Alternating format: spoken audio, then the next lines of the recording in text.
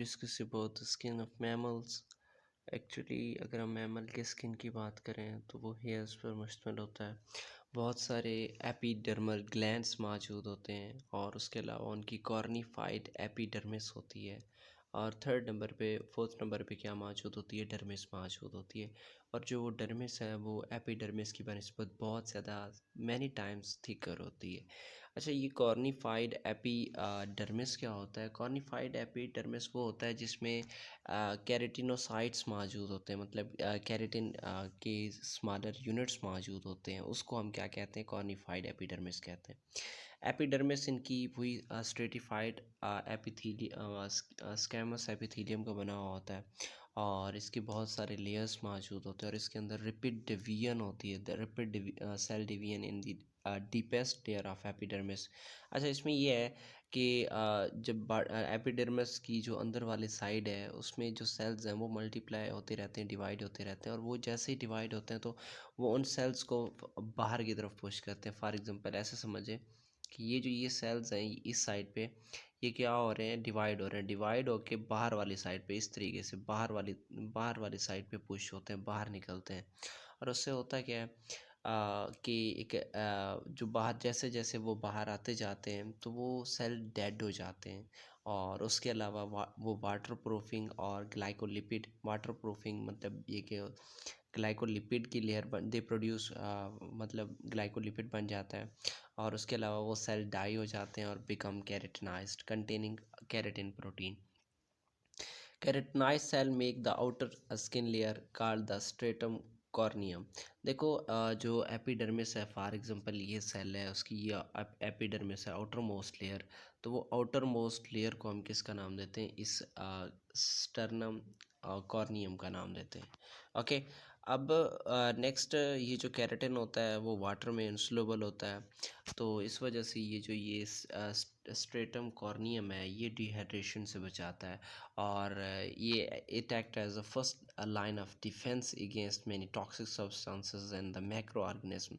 बहुत सारे macro organism के ख़िलाफ़ और जो दूसरे जर्म पार्टिकल्स हैं उनके ख़िलाफ़ ये फर्स्ट लाइन ऑफ डिफेंस के तौर पर काम करता है, डिहाइड्रेशन से बचाता है। और यही चीज़ एवोल्यूशनरी रीज़न भी है मैमल्स की और दूसरे एनिमल्स की जो कि टेरेस्ट्रियल एनवायरनमेंट से बिलोंग करते हैं।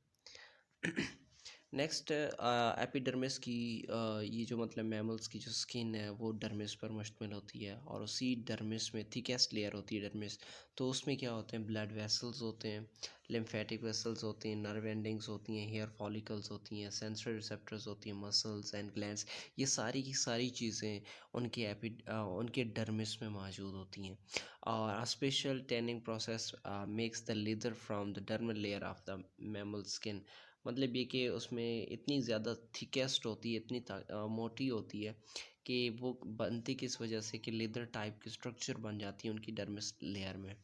और नेक्स्ट चीज़ है हैप्पीडर्मिस। हैपोडर्मिस डर्मिस के नीचे मौजूद होता है और ये एक्चुअली लूज़ कनेक्टिव टिश्यू पर मुश्तमिल होता है जिसमें एडिपोज टिश्यू और स्केलेटल मसल्स मौजूद होते हैं। अब एडिपोज टिश्यू का आपको पता है कि ये इसका क्या काम है? फ़ैट को स्टोर करना जनरली। लेकिन ये क्या करता है? एनर्जी को स्टोर करता है in the form of fats and provides insulation from the cold environments. देखो, सर्दियों से बचाने के लिए इसमें फ़ैट्स की डेपोजिशन होती है और ये किस में इन्वॉल्व होता है? इंसुलेशन प्रोवाइड करता है। Next is skeletal muscles allow the skin above it to move somewhat independently of the underlying tissues।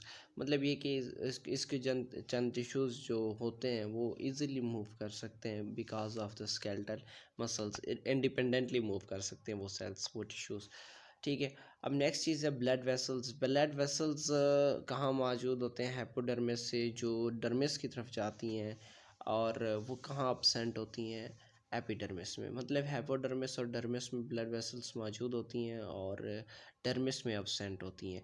अब hypodermis is site of many infections. Hypodermis में बहुत सारी इन्फेक्शंस होती हैं और इसी वजह से एनिमल्स को और ह्यूमन बीइंग्स को हैपोडर्मिक निडल, ये जो सिरिंज इस्तेमाल करते हैं वो दिया जाता है। मतलब कहाँ इंजेक्ट किया जाता है? हैपोडर्मिस में इंजेक्ट किया जाता है। और उसके बाद जो ना यही जो हैपोडर्मिस है वो हॉर्स और दूसरा ह्यूमन बीइंग्स में बॉडी टेम्परेचर को रेगुलेट करता है by opening and closing of sweet pores, ठीक है, एंड प्रेस्पेयरिंग आर स्वीटिंग। मतलब ये कि पसीने के दौरान या इस स्वेटिंग के दौरान बॉडी टेम्परेचर को रेगुलेट करने के लिए वो किसको ओपन करता है, जो स्वीट पोर्स हैं, ठीक है, उनको क्या करता है, ओपन करता है। नेक्स्ट उसके बाद ये कि ये यही जो स्किन है, स्किन का ये पोर्शन है, ये अल्ट्रा वायलेट रेडिएशन से भी क्या करता है, प्रोटेक्ट करता है। और उसके अलावा जो है ना, नेक्स्ट ये है कि इसमें विटामिन डी की क्या होती है, विटामिन D3 स्पेशल एक कंपोनेंट है, विटामिन डी की एक टाइप में माना जाता है इसको। ये क्या करता है कि यही विटामिन डी प्रोड्यूस करता है, जिसका क्या काम होता है, कोलेस्ट्रॉल, सॉरी, जिसका काम ये होता है कि ये कैल्शियम और फास्फोरस को क्या करता है कि हमारी बोन में डिपॉजिट करता है, जिससे हमारी बोन स्ट्रांग हो जाती हैं। और उसके अलावा जो है ना, इसमें बहुत सारे सेंसरी आर्गन्स भी मौजूद होते हैं स्किन पे, जो कि किसके तौर पर सेंसरी रिसेप्टर के तौर पर काम करते हैं, जो कि हीट और कोल्ड टच और प्रेशर और पेन से, मतलब नोसी रिसेप्टर्स वगैरह मौजूद होते हैं, mechano receptor, thermo receptor, noci receptors ये मौजूद होते हैं, जो कि सेंसिंग के तौर पर काम करते हैं। और इसमें बहुत सारे नर्व एंडिंग भी मौजूद होते हैं, जो कि एनवायरमेंटल हैज़र्ड्स, कोई पोटेंशली प्रेडेटर या कुछ उसको उसकी डिटेक्ट करके उसको क्या करते हैं, रिस्पॉन्स करते हैं। और ये जो ना इसका ये डायग्राम है, ठीक है, ये इसकी आउटर मोस्ट लेयर क्या है, एपिडर्मिस है, उसके नीचे डर्मिस, और फिर क्या है, हैपोडर्मिस है। जो थिकेस्ट लेयर है वो कौन सा है, डर्मिस है, और इसमें बहुत सारे nerve endings, sweat glands, blood vessels, सब कुछ मौजूद होता है, नर्व फाइबर्स मौजूद होती हैं। और हैपोडर्मिस है, हैपोडर्मिस में क्या किसकी बनी होती है, एडिपोज टिश्यू की बनी हुई होती है, और ये एनर्जी को स्टोरेज करने के काम आती हैं। और मतलब ये कि दूसरी बात है कि जो हमने बात की थी कि जो हैपोडर्मिक सिरिंज दिया जाता है, अगर हम ह्यूमन बीइंग्स और दूसरे मैमल्स की बात करें, उनमें बहुत सारे ग्लैंड्स मौजूद होते हैं, जिनमें सुडोरीफेरस ग्लैंड्स, जिसे हम स्वेट ग्लैंड्स कहते हैं, ये बॉडी के ऊपर मौजूद होते हैं। और ये किस में इन्वॉल्व होते हैं, प्रेस्पिरेशन में इन्वॉल्व होते हैं। अब प्रेस्पिरेशन क्या है कि स्वीट को रिलीज़ करने का जो प्रोसीजर होता है, जो स्वीट पोर होते हैं वहाँ से क्या निकलता है कि पसीने का आना, ये क्या कहलाता है, प्रेस्पिरेशन कहलाता है। और प्रेस्पिरेशन का बेसिक काम क्या होता है कि ये बॉडी टेम्परेचर को रेगुलेट करता है, मेंटेन द होम्योस्टेसिस, और ये कूलिंग इफेक्ट प्रोड्यूस करता है, क्योंकि जब पसीना निकलता है तो उसके बाद हमारे बॉडी का टेम्परेचर लो हो जाता है और हमें ठंडक फील होती है।